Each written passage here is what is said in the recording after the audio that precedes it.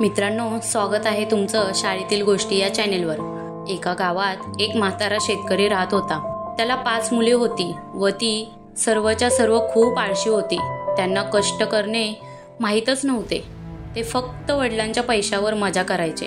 त्यांच्या मनात नेहमी विचार यायचा की आपण गेल्यानंतर आपल्या आळशी मुलांचे कसे होणार व त्यांचा संसार कसा चालणार। यावर त्या शेतकऱ्याला एक कल्पना सुचते व ते एके दिवशी आपल्या 5ही मुलांना जवळ बोलवतात व त्यांना सांगतात की आपल्या पूर्वजांनी शेतामध्ये एक सोन्याच्या नाण्यांनी भरलेला एक हंडा पुरलेला आहे।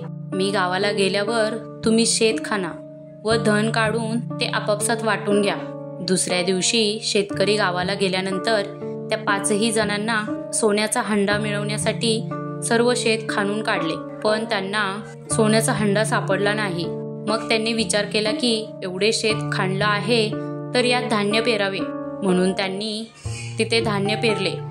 त्यावेळेस पाऊसही चांगला पडला व त्यांनी पेरलेल्या धान्यामुळे त्यांना भरघोस उत्पन्न मिळाले। त्यांनी ते बाजारात जाऊन विकले व त्यांना त्याचं भरपूर धन मिळाले। गावाहून वडील आल्यानंतर त्या 5ही मुलांनी झालेला प्रकार वडिलांना सांगितला। तेव्हा ते बोलले, मी तुम्हाला याच धनाबद्दल सांगत होतो। जर तुम्ही अशीच मेहनत केली तर तुम्हाला दरवर्षी असेच धन मिळत राहील।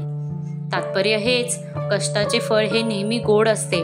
तर मित्रांनो, अशाच नवीन छान गोष्टी पाहण्यासाठी चॅनेलला शेअर, सबस्क्राईब आणि लाईक नक्की करा।